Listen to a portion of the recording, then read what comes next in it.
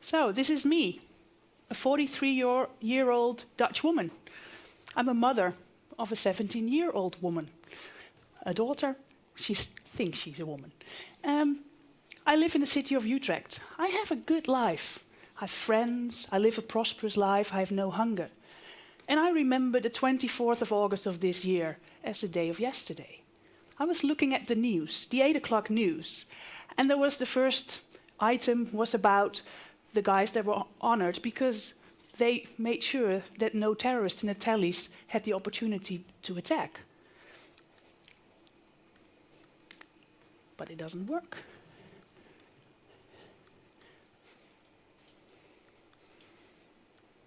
Thank you.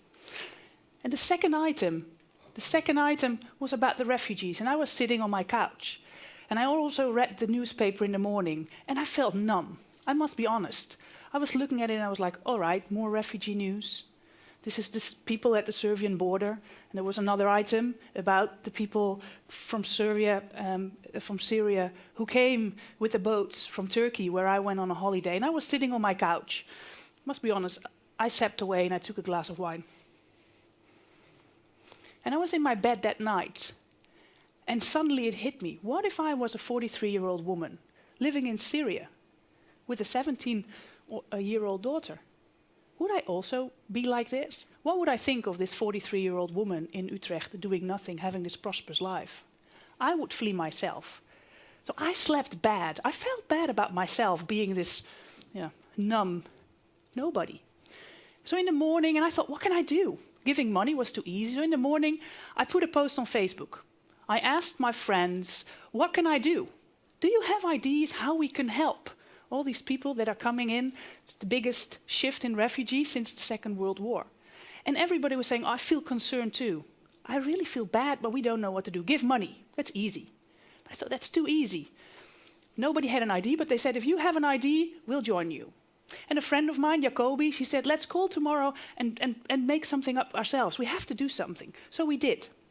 We had a good call, and we decided that we wanted to help the people that come in from Turkey, where we both were on a holiday, and they migrate to the Greek shore. And we thought, we have all this stuff. When I open my closet, I have 40 pair of shoes. And I'm probably not the only one in Holland. I have enough trousers. And the people that come in have nothing. Everything is wet. And then, even on the island of Lesbos, they have to walk 70 kilometers in their wet stuff. So how brilliant would it be that we have all this abundance and we just shift it from here to there? And we both remembered that when we were young, we filled these little boxes with shoes, with little toothbrushes and gifts when we were small children. And then we put that in we don't know really where it went, but it felt good. We thought, we're going to do that too. We're not going to put a container outside because we're both busy businesswomen. We don't have the time to collect all this stuff, and we don't really want to touch all this stuff when we were really honest to ourselves. But we thought, we think of a methodology that you take the stuff that we have and transport it over there. Our idea was born, and we said what we're going to do is make an initiative and ask our friends to join. And I looked into how can we transport stuff, and it was real easy. Fill a box, you go to DHL, you send it, and 8 days later it will be in Greece. Jacobi looked into the initiatives on Lesbos where the stuff is distributed. There were enough volunteers over there. So we got into contact, and Dutch Parcels for Refugees was born. We found a picture, asked for the rights, of course, and this is our Facebook page. Tuesday morning, we figured it out. We made a real easy list with steps. Step 1, print a package list. Step 2, take a box. Step 3, fill it with the items. Step 4, go to online to DHL. Step 5, go to the DHL parcel store. Make a picture of yourself, share it on our Facebook page. And that's how easy it was. And we started. And we were actually having fun. Well, maybe we sent 100 packages, 200, that would be really nice. Jacobi said, no, we're going to go for 1,000. And I was laughing, yeah, right. Normally I'm the ambitious one. And I filled the package myself. I was thinking, I'm this 43-year-old woman from Syria coming in. What do I need? I need good shoes, socks, trousers, and everything that was needed in there we put in, and I took it to DHL parcel store. And that's what we did. And then this happened. Do you remember? The whole refugee situation was probably on top of everybody's mind. And we just started our initiative, and everybody's like, this is a good idea. We can help. It's easy. You just fill this box with the stuff that you already have, maybe add it, go to the HEMA or wherever in Holland, get some extra socks. You ship it, make a picture, and it's finished. And then you feel good. You've done something. And things just, these are the Facebook pages, the likes. It just started rolling. The first day we had 100, we were, yay. But it just kept on going. And people asked us in the media, this is not my business. This is just an initiative. But it went really crazy. Everybody was looking at us. We got hundreds of personal messages on Facebook, asking things that we never thought about, we thought were irrelevant, but we need to have to answer this. So Jacoby and I were just going crazy on this, on our initiative, but also feeling good because we were doing something. We started Tuesday. This is a picture on Thursday evening. We decided to go out for dinner. And we were at the dinner. Before we went in, we had 1,500 likes. When we went out, there were 2,000. And that's what happened. And this is what you can see in your Facebook statistics when you start. And people shared all their pictures with us.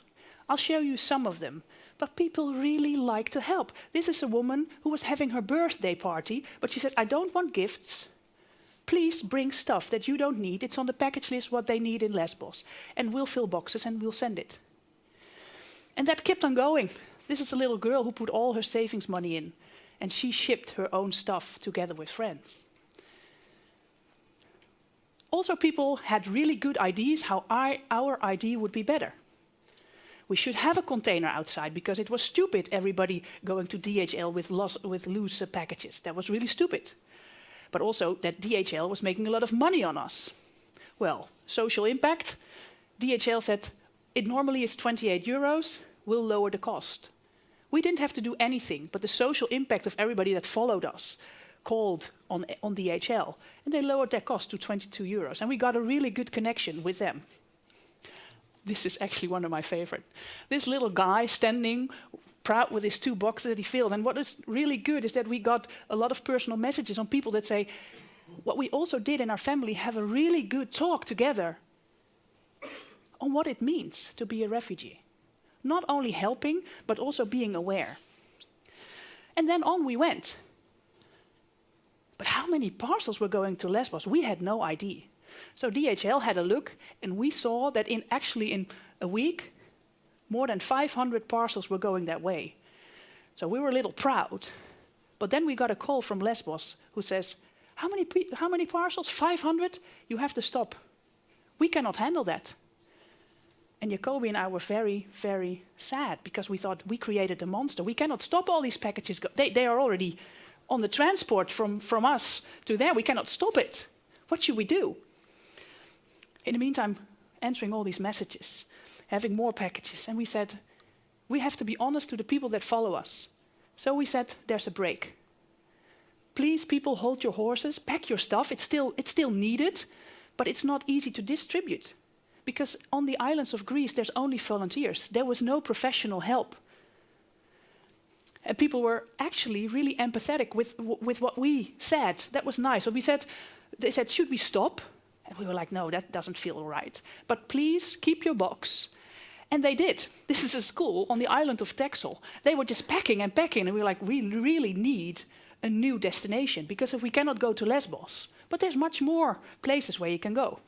And we found a new island. We didn't find a new island. The island was there. But a new initiative. It's Leros. And Leros was also many refugees coming in. And imagine, like on Lesbos, 2,000 to 3,000 people every day. On Leros, 200-300. It's different, but they still need shoes. They still need trousers. They still need socks. And that's what happened. But we also wanted to share, because Jacoby and I were first alone. But you cannot do it alone with all these messages. And I'm having my business and Jacoby a full-time job. So we got help. People offered their help. And then we shared with the volunteers that where we work with. Jacoby went to schools to teach children on what the situation of the refugees is. This is Lisbeth. a good friend of mine, and she's not only helped and did a lot of messages, she also went to Lesbos to help unpack, to see the situation over there. This is Marijn. Marijn offered to help us, and she said, I don't only want to help you, I'm going to go to a lot of stores around in Holland and where I live. And she filled 40 boxes with goods, really good goods.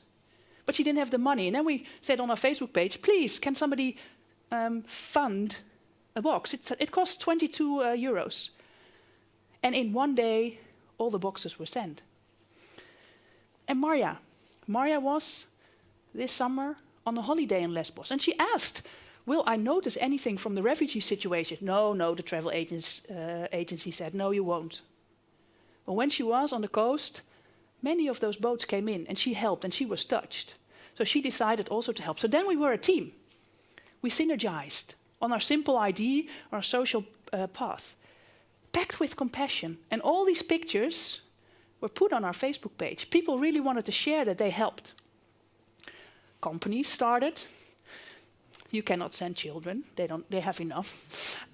But also Leros had enough. But in the meantime, because we were having this exposure, there were many other places that said, we will also want your goods, if they are goods. And what was the good idea about our initiative? We only had a Facebook page, no website. Don't change your ID. We only had to change the package list and the destination. It was so easy.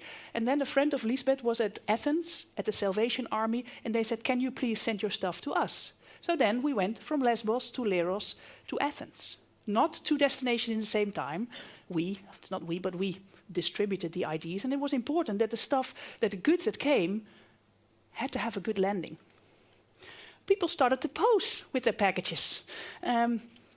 Companies started to share it, and not only on our Facebook page, but also on their own media. But people also wanted to know if their goods were received in a good way. It's nice to help. So we got a lot of messages on that. And this is a picture on Lesbos where you see that a couple of shoes are outside and the people can find their size. Now it's much more professionalized, especially when you see on Lesbos, because with all the refugees coming in. And I certainly like this. This is a Syrian boy, taekwondo champion. And he was very happy with his jogging trousers, and you cannot maybe see it on the picture. But it says, Christian High School, Veenendaal. This Muslim guy wearing this great trousers and so happy that it's dry. And these pictures come in, and then you just feel good. We have this initiative. That's what we started. And what is it in our initiative that helps? And this is September. This is November. It still continues. Still 600 people a day come in. This is a school, and they still keep on. And we support our initiative still. But what can be learned? Because there are elements in what we did, in how you can make IDs work. And that's what we thought about. And I think there's 5 S elements. The first, if you have an ID and you want to have an appeal and make it really work, it has to be a social ID. If it's a horrible ID, nobody will join, and you don't have the energy to really work. Keep it simple. It was so easy for people to join. We just told them it has a beginning and an end, and you can really easy make it. Stick to your plan.